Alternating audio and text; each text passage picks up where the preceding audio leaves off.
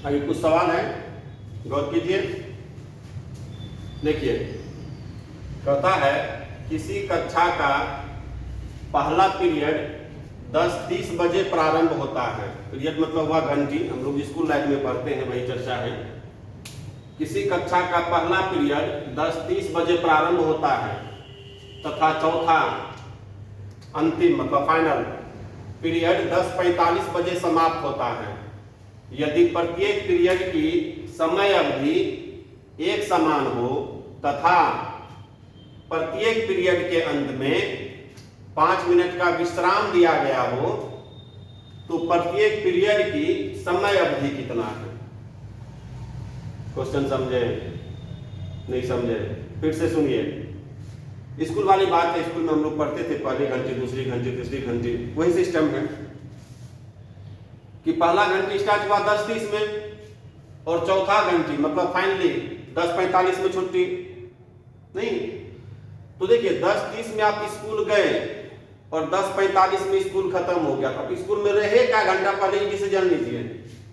आप 10:30 से 13:45 तक आप स्कूल में रहे तो कितना घंटा रहे? तो 10:30 से 13:30 कर सकते हैं डायरेक्ट हम लोग गाँव घर की भाषा में। तो 3 घंटा और 15 मिनट, यानी कि 3 घंटा 15 मिनट आप स्कूल में हैं। ठीक है, स्कूल में आप कितना समय दिए हैं? 3 घंटा 15 मिनट। अब देखिए क्या कहता है प्रत्येक पीरियड के अंत में, कहां भाग गया भाई? हाँ, प्रत्येक पीरियड के अंत में 5 मिनट का विश्राम दिया गया हो। मतलब 1 घंटी लगता है तो 5 मिनट रेस्ट, फिर दूसरा घंटी लगता है फिर 5 मिनट रेस्ट। तो रेस्ट क्या बार होगा? 4 घंटे का पढ़ाई है। तो गौर कीजिए, पहला घंटी लगा 5 मिनट रेस्ट, दूसरा घंटी लगा 5 मिनट रेस्ट, तीसरा घंटी लगा 5 मिनट रेस्ट और चौथा घंटे के बाद तो रेस्ट है ना, भागिए जाएंगे स्कूल से। तो रेस्ट क्या बार होगा? 3 बार में। तो 3 बार हुआ तो 5 दिया 15। इसमें 15 मिनट को माइनस कीजिए क्योंकि वो पढ़ाई का तो नहीं है। तो ये क्या होगा? 3 घंटा। 3 घंटा का मतलब 1 घंटा में 60 मिनट ना, तो 3 घंटा मतलब 180 मिनट। अब देखिए 180 मिनट में क्या घंटी? 4 घंटी, सब बराबर है। 1 घंटी क्या मिनट का होगा? 4 से डिवाइड कीजिए तो ये क्या होगा आपका? 45 मिनट। और ये हमारा इस क्वेश्चन के लिए आंसर हो गया। तो उसका हम जवाब दे सकते हैं, कोई शक नहीं। अब आइए आगे। ये क्वेश्चन देखिए पूछता है, कभी बैंकिंग सेक्टर में तो खास करके पूछता है। एक पार्टी में प्रत्येक व्यक्ति सभी उपस्थित व्यक्तियों से हाथ मिलाता है। यदि कुल हैंडशेक 66 हुए हो तो पार्टी में कितने व्यक्ति थे? नहीं, फिर से हम पढ़ देते हैं, हो सकता है आपको मेरा लिखावट में प्रॉब्लम होता हो तो हम आराम से पढ़ देते हैं, आप सुन लिया कीजिए कि एक पार्टी में प्रत्येक व्यक्ति सभी उपस्थित व्यक्तियों से हाथ मिलाता है ना। यदि कुल हैंडशेक मतलब वही हाथ मिलाना, कुल हैंडशेक 66 हुए हो तो पार्टी में कितने व्यक्ति थे? इसी क्वेश्चन को कभी कभी ऐसा भी दिखता है कि सब आदमी सबको एक गिफ्ट देगा, उस कंडीशन में क्या होगा? या सबको 1 रुपया देगा, ये भी कहता है। तो खैर वो पूछने का अपना अपना नेचर है, लेकिन सवाल यही है। तो देखिए यहाँ एक फॉर्मूला होता है, हम लिखते हैं, उसको ध्यान दीजिएगा। कुल हैंडशेक इसका होता है n × n - 1/2। n हो गया नंबर ऑफ मेंबर, आदमी की संख्या।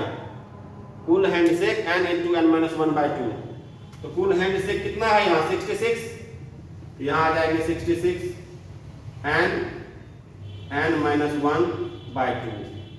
अब देखिए इसको तो हम लिख सकते हैं 11 गुना 6, 2 को भी लाइए इधर, उधर n × n - 1। अब देखिए n × n - 1 तो 6 दूना 12 गुना 11, कंपेयर कर दीजिए। n का मान 12 है या n - 1 11 है। n - 1 11 है तो फिर भी n 12 होगा, यानी कि किसी भी कंडीशन में n होगा 12। बहुत सिंपल तरीका है ये, नहीं तो यही पे आपको द्विघात समीकरण बनाना होगा, फैक्टर उक्टर करना होगा तो ढेर सारा टेंशन है। हम जो कैलकुलेशन का बात करते थे यही सब चीज होता है। गौर कीजिए कि n, ये कि n और n-1 में क्या रिलेशन है, इससे यह 1 कम है, उधर भी 2 टुकड़ा किए, 12 से 1 कम है 11, तो बड़ा के बराबर, छोटा के बराबर। n बराबर 12 है, तो n 12 है, या आप कीजिएगा नहीं n-1 को 11 लिखेंगे, लिखिए भाई आपकी इच्छा है। n-1 11 है तो फिर भी n 12 है, यानी किसी भी कंडीशन में n का वैल्यू 12 ही होगा। इस ढंग से हम इसका जवाब दे सकते हैं।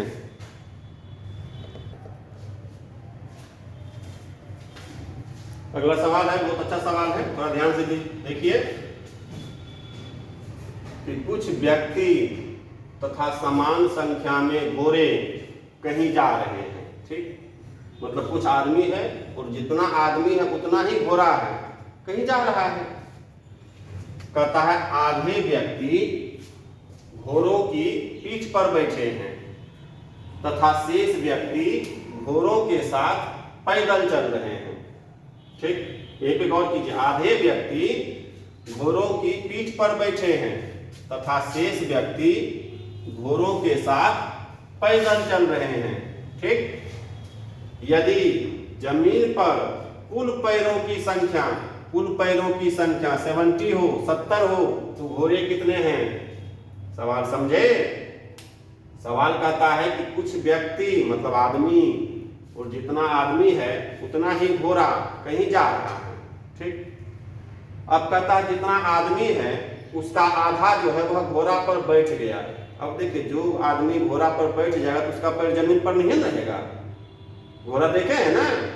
नहीं देखे हैं तभी सवाल नहीं समझ में आएगा। तो जो व्यक्ति घोड़ा के पीठ पर बैठ गया है उसका तो पैर जमीन पर नहीं रहेगा, जो पैदल जा रहा है उसी का पैर जमीन पर रहेगा। तो चलो भाई जा रहा है, अब कहता है कुल पैरों की संख्या 70 हो, तो घोड़े कितने हैं? 4 ऑप्शन है, देखिए कैसे बनाएंगे। पहला ऑप्शन पे मान लीजिए 10 घोड़ा है, तो 10 घोड़ा से क्या गो पैर होगा? पहला ऑप्शन में है ना 10 घोड़ा से क्या गो पैर होगा? एक घोड़ा को 4 पैर होता है ना, तो 10 घोड़ा से 40। अब देखिए आदमी भी 10 ही है, लेकिन आधा आदमी तो घोड़ा पर न बैठल है, यानी कि 10 का आधा 5 तो घोड़ा पर बैठ गया है। तो जो पैदल जा रहा है उसी का पैर काउंटिंग करेंगे। तो पैदल क्या गो जा रहा है? 5 गो, तो 5 आदमी से क्या गो पैर? 10 पैर। एक आदमी को 2 पैर होता है, तो 5 आदमी से 10 पैर। ये क्या 70 होगा?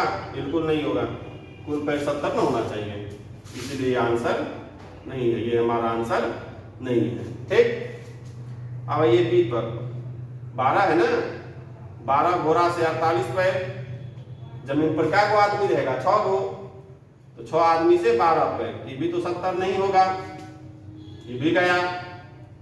सी में आइए, 14 घोड़ा से 56 पैर, आदमी आधा काउंटिंग करेंगे 7, तो 7 दूना 14 पैर, ये 70 होता है ना, 70 का रहा है, ये हमारा आंसर है। आगे जाने का जरूरत नहीं है। इस ढंग से भी मान लीजिए लिखिए, अगर थोड़ा प्रैक्टिस में लिखने का भी जरूरत पड़ेगा।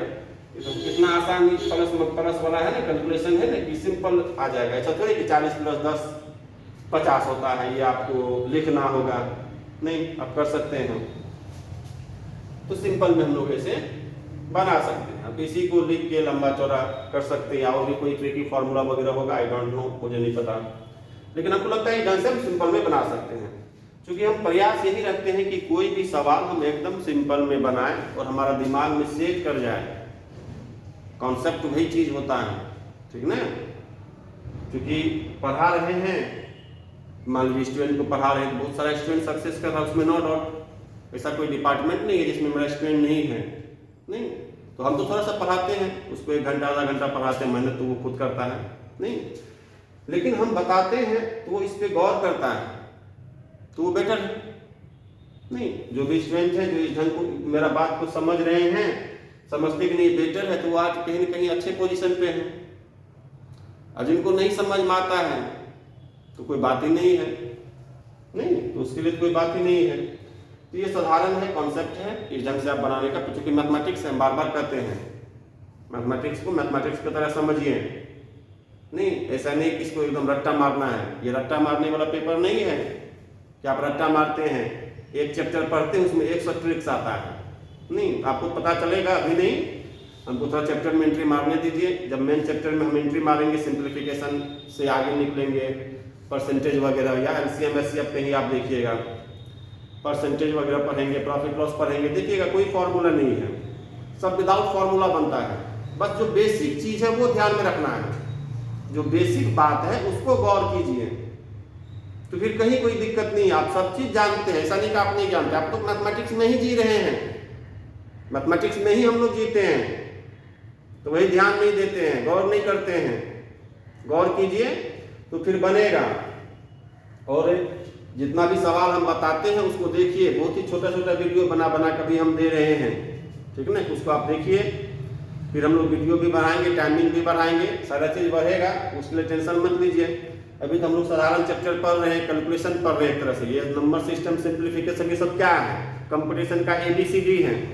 तो हम लोग अभी ABCD सीख रहे हैं, अभी वर्ड वगैरह पे गए कहाँ हैं। ये सब सवाल को देखिए, हम छोटा छोटा वीडियो बना रहे हैं, बहुत से लोग पढ़ा भी रहे हैं, ताकि पहले आप जुड़िए, उसको देखिए, कैलकुलेशन को समझिए, और ढेर सारा कैलकुलेशन भी हम बताएंगे। ये जो सिंप्लीफिकेशन चैप्टर है, और हमको लगता है 1 या 2 क्लास हम लोग करेंगे तो बस ये चैप्टर हमारा खत्म हो जाएगा। उसके बाद कुछ कैलकुलेशन भी आप लोगों को बताएंगे कि कैलकुलेशन को कैसे फास्ट कर सकते हैं हम लोग, क्योंकि कैलकुलेशन कोई भी चैप्टर हम लोग बनाएंगे मैथ का, कैलकुलेशन तो प्रत्येक चैप्टर में आएगा, ऐसा कोई चैप्टर नहीं है जिसमें कैलकुलेशन नहीं आता है। तो कैलकुलेशन को ध्यान में रखना है, उस पर भी हम लोग चर्चा करेंगे। बस आप लोग, हम लगभग डेली वीडियो डालने का प्रयास करते हैं, कभी कभार नहीं दे पाते हैं किसी कारणवश, तो वीडियो को आप देखिए, लाइक कीजिए, शेयर कीजिए, सब्सक्राइब भी कीजिए, ताकि अधिक से अधिक लोग जुड़ सकें। ठीक है, धन्यवाद, रखिए, फिर आगे हम लोग देखते हैं अगला दिन।